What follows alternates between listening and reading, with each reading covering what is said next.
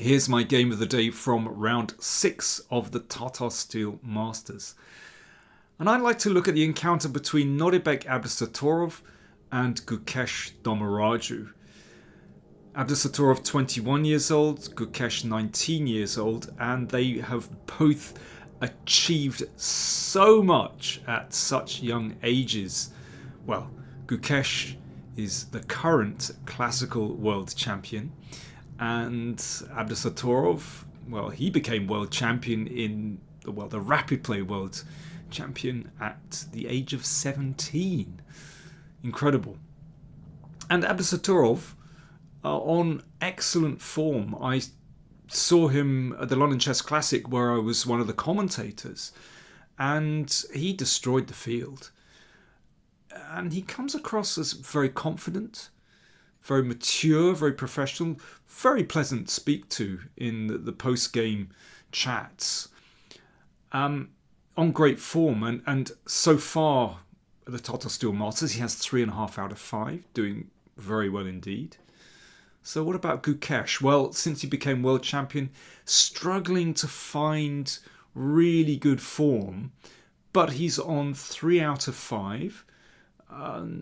Probably could have done better with the positions that he's achieved, but still 3 out of 5, not bad at all. So is this going to be the moment in the Tata Steel Masters where he really steps up? Okay, let's take a look at this game and watch out for a very nice think and drink moment in the middle. Abdusattorov opened with e4, and we have a Spanish on the board. Now, no Berlin variation. Instead, it went a6, and looks like a Spanish main line.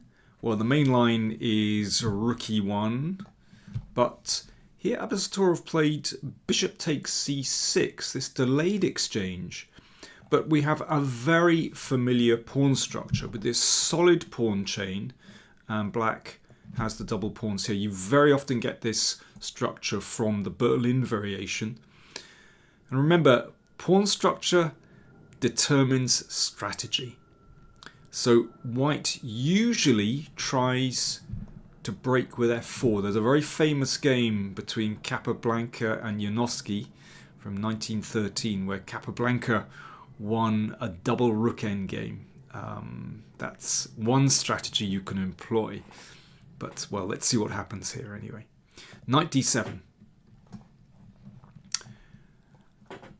This exact position is quite common. I used to play this with white, actually. I rather enjoyed it. And the old way of playing this was like this. And f6, and then knight h4. And you go for a very quick attack. Knight f5, queen f3 to g3, and then maybe f4 afterwards. But Abdusattorov played knight c3. And, okay, this is also very respectable. a4, that's an important move. Okay, I've got a lot of red paint here, so what's the idea? The idea is to gain space with a5. So that cramps black's queenside pawns. And so a5 is a pretty natural reaction. But now it means that white can actually station a knight on c4, usually without being hassled by b5. King h1. Okay, that's a multi-purpose move. It might, well, I say multi-purpose. There are two ideas, basically. It might be that white intends attacking with g4 and followed by rook g1. It might be that after this knight moves out of the way, white wants to play f4, and takes the king away from this diagonal. So there are two ideas in mind with king h1. Bishop d6. Now this knight doesn't have much to do on c3, so swings around, perhaps to the king side. Knight f8.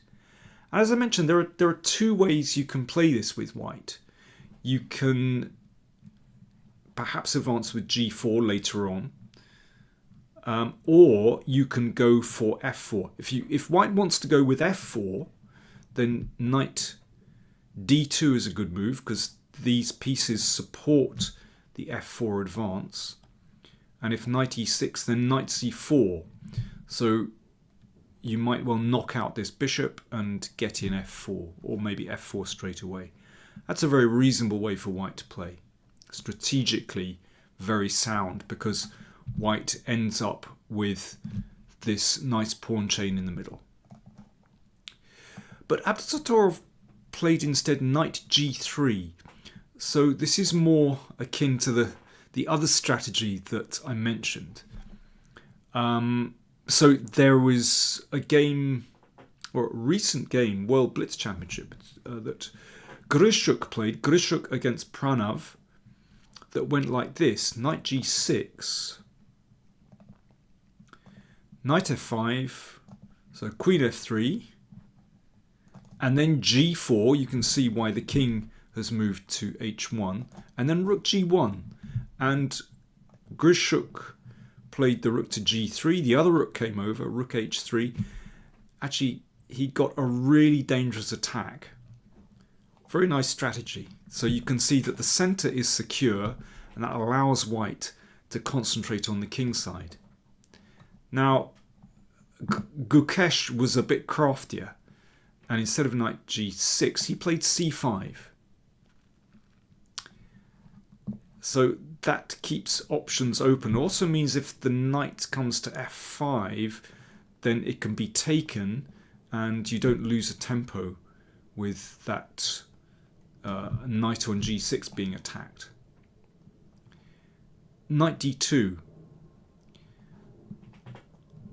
So perhaps with the idea of f4, but that's prevented with knight e6.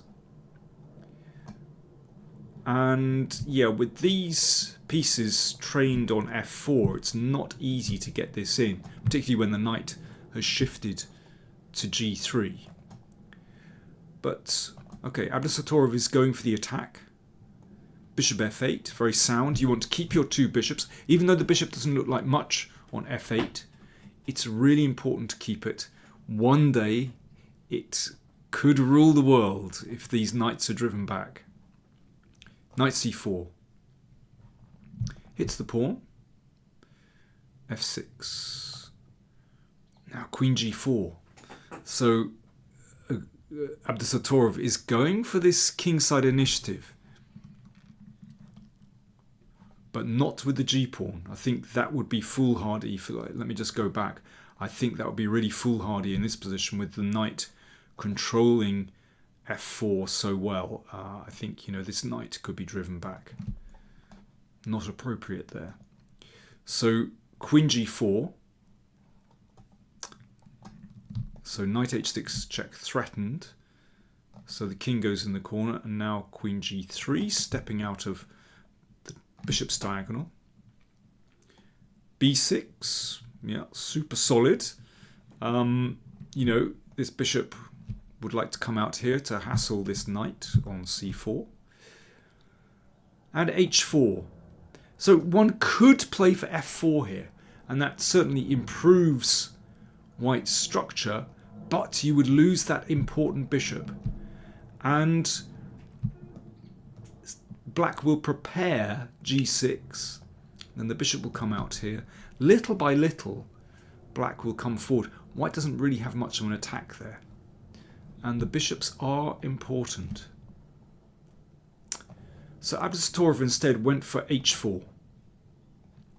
g6, the knight is pushed away to h6. So a check threatened, queen d7. Knight g4, but there's a slight problem here. If white wants to push forward with h5, then something like this could happen, and g5, and you can see the bishop is trapped, and this pawn is vulnerable here. So knight g4, knight came back, bishop defends, but black is pretty solid on the king side, and the queen communicates with the king side as well along this second rank. f3. bishop a6 and b3. So it's nice for black to have the option, at least, to exchange off bishop for knight, rook d8. It's not so easy for white to make progress here. I mean, I think we can see over the last couple of moves like f3, it's not absolutely clear what Abdusattorov wants from this position. And it's not easy. If this rook is moved, let's say rook e1, then black can take here. And you always want to capture towards the center, but this pawn hangs here. And, well, I mean, white doesn't really want to retreat. If queen f2, there's potentially f5 is coming, and then I think black is so well coordinated here. Beautiful pieces. I love the knight on e6. So things at this moment are starting to actually look quite nice for Gukesh. And Abdusattorov thought for almost 15 minutes here and played h5. So he obviously felt he didn't want to step back and just thought, right, I'm going forward. But this was taken. Knight h6. This knight was eliminated. It means that white always has to keep hold of that pawn. And bishop h6. So very interesting. One of the great things about having the two bishops is that you often have the control of when to exchange them off. And Gukesh has done that very well because he now takes over the initiative. Rook g8. He's so well coordinated here. Queen h2 and rook g6. Now this is a crunch moment. If the bishop retreats, then black is going to triple on the g-file, and that looks really nasty. Abdusattorov took on h5. Knight f4. Now this has to be removed, has to be taken off the board because there's too much firepower on g2. So bishop takes, pawn takes. But this is a critical moment in the game with Gukesh really has the potential to build a very powerful kingside attack. So here is the moment when I want you to have a think. I'm going to have a drink. What did Abdusattorov play with white in this position? White to play. I'll see you after this message. I've seen many chessboards in my life, but when I heard about this one, I was keen to see it for myself. It's beautiful and completely wireless, thanks to an integrated battery and Bluetooth connection. For my edition, I wanted pieces that reflect clarity. When I play with them, everything feels natural.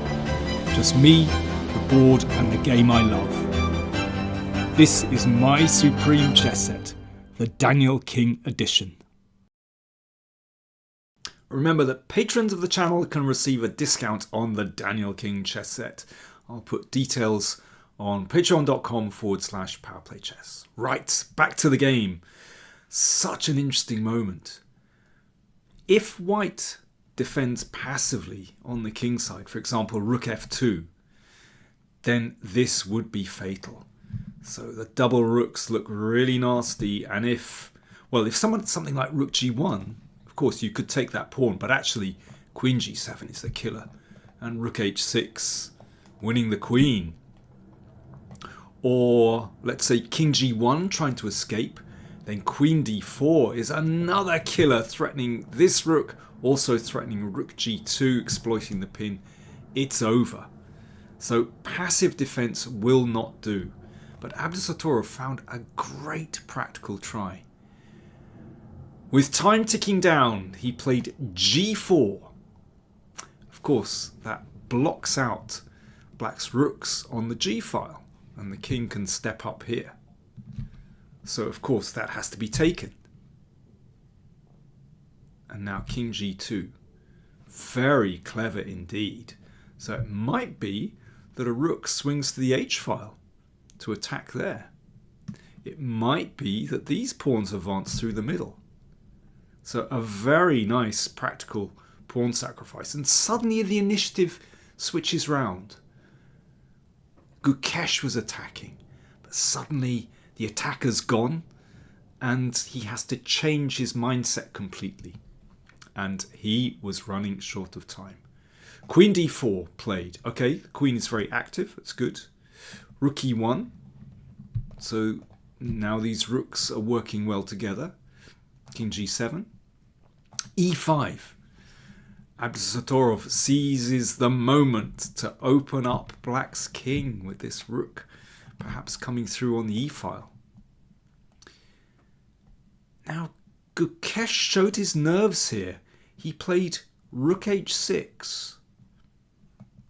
Queen f4 would have been quite unpleasant with this kind of possibility coming in.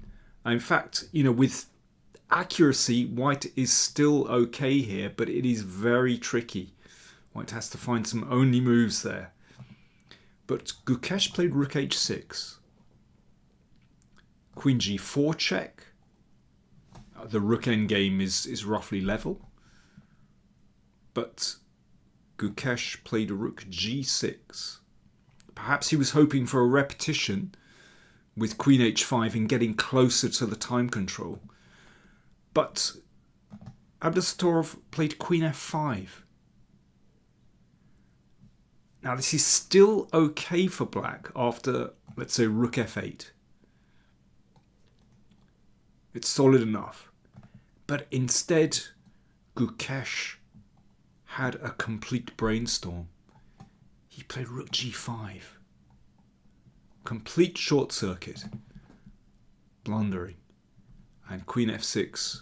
And it's game over. Okay, if the king steps back, then of course queen takes rook. What an absolute shocker. And, well, if you have a look at the video of the end of this game, you can see that Gukesh just couldn't believe it. After Abdusattorov had left the board, Gukesh was there with his head in his hand and just shaking his head. You have to feel sorry for him. Very tough to take that kind of thing. You've got an audience right in front of you there. You've got a worldwide audience. It's very hard for him. Abdusattorov, well, I have to say, he played a very good practical game. G4 it just changed the nature of the game.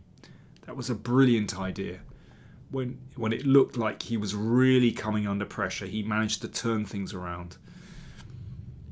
After the game, Abdusattorov said, "After this kind of gift, it's a good feeling, but it's a sign I have to improve my chess. I don't feel satisfied with my game, so I have to improve." That's very mature of Abdusattorov. He's a very impressive character. Okay, let's take a look at the standings. Abdusattorov, after 6 rounds, is now in the lead with 4.5. And then his compatriot, Javahir Sindarov, on 4. He's in 2nd place. And then, well, 3 players on 3.5, including Vincent Keimer, who's come back from a dreadful start. And in fact, he defeated Hans Niemann yesterday. Niemann kind of self-destructed, actually. So Keimer beat him, and Keimer on 3.5. Very, very impressive. And the other winner yesterday was Yazkan Edomush, the 14-year-old from Turkey. Incredibly impressive. And he is now on 3 points. He's made it to 50%. He is such an exciting prospect. He had quite an up and down game yesterday against Van Foreest, but well, he triumphed. I'll just show you the ending, actually, which was very, very nice. If I can find it. Yeah, here we go. A bit of an up and down game. Edomush always had the advantage, but finally Van Foreest blundered, and the game finished like this. Beautiful winning move. Can you spot it? White to play and win. Bishop a7. Really cute move. Controlling b8. rook c7 mate threatened, and there's no way out. You have to give up a piece like this, and of course that's an easy win for white. So well done to Yals Edomush for his first win in the Tata Steel Masters.